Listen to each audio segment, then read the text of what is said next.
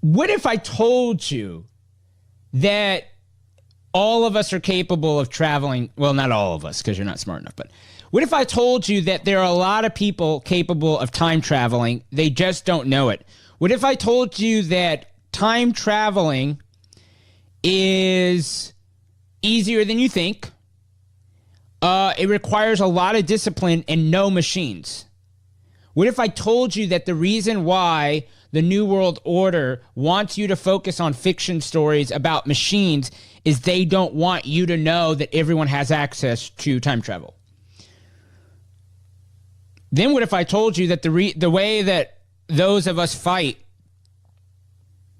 is we are each pulling from time itself?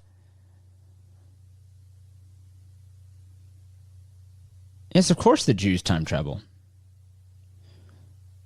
That's what makes the apostasy so great. Who here knows who created Stop the Steal in 2020? That would be me. The reason why most people can't debate me is I'm more well-read than they are. Any election I don't like is stolen. It's pretty simple. If I don't like it, it's stolen.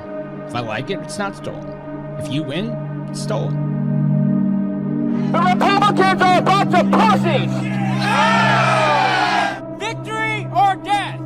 Victory or death! Victory! I was the person who came up with the January 6th idea with Congressman Gosar, Congressman Mo Brooks, and then Congressman Andy Biggs. We four schemed up of putting maximum pressure on Congress while they were voting so that who we couldn't lobby, we could change the hearts and the minds of Republicans who were in that body hearing our loud war from outside. We'll light the whole shit on fire. President Trump tweeted that a Stop the Steal protest will take place in Washington, D.C. next week. The president's tweet says the protest will take place on January 6th. That's Wednesday, and the same day Congress meets to formally count the votes cast by the Electoral College. It takes 270 votes to win. The president also says details about the pro-Trump rally will be released later. The Stop the Steal organizer, known as Ali Alexander, has now admitted to asking teenage boys for naked pictures and also sending inappropriate text messages to these teenage boys. Now, he posted a statement about his behavior and how he has been battling with same-sex attraction, which same-sex attraction is not a problem. Being a 32-year-old male who sends inappropriate sexual messages to teenage boys is a problem. Now, Alexander has released a statement about this, as I mentioned multiple times. I want to get into that statement now, starting with this. He wrote, "This is too gay.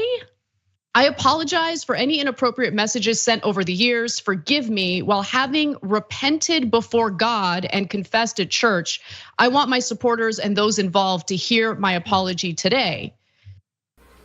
These are screenshots of Snapchat messages. The Ollie files, he calls it. Number 7, Nicholas, 15 years old. Nicholas, and quotes, Nicholas was 15 when Ali Alexander asked him for sexually explicit photographs in which he referred to as jack-off material. When asked him to lie to his parents so they meet for sex, offered to buy him alcohol and threatened to make his family go W2F if Nicholas ever spoke out. A key figure in the pro-Trump Stop the Steal campaign has apologized after being accused of asking teenage boys for sexual pictures. Ali Alexander has become one of the most ubiquitous figures in the MAGA movement. Trump himself reportedly requested that Alexander speak at his rally, with his appearance only quashed by a last-minute intervention from Trump aides. So, in other words, the people who are actually sane who are around Trump, my guess is these are the same people who had to talk him out of doing a literal coup. Those same lawyers who were doing it, they were like, "Are you insane? This guy's got a track record of being a total psycho. What's wrong with you?" Again, in 2017, Aiden Duncan, a 15-year-old boy in Colorado, interested in right-wing politics, sent Alexander nude pictures after the MAGA activist asked him for them, according to an account Duncan gave in a March 2023 podcast appearance. Again, he's now 21, he's an adult, he has told his story. While Duncan was a high school sophomore just starting out in politics, Alexander was a 32-year-old with a decade of political work for the Republican Party behind him. And now he was willing to share the connections he had gained through that work with Duncan, as long as the teenager met certain preconditions, including secrecy. Keep this quiet. If we're going to have this relationship and you're going to do these things for me and there's going to be a quid pro quo put in place, you got to be quiet about it. 15-year-old boy. You'll have me sharing my entire network with you, Alexander told Duncan, according to Snapchat screenshots reviewed by the Daily Beast. But in his messages to Duncan, according to the screenshots, there was one name Alexander dangled as a perk for the teenager if he kept up contact with Alexander: Milo Yiannopoulos. In a September 4th, 2017 exchange about an upcoming trip Alexander was planning, Alexander reportedly told Duncan he would introduce the teenager to Yiannopoulos and speculated about whether the boy would be Alexander's arm candy and suggested the boy would have to be entertaining. I think we all understand what the subtext is there.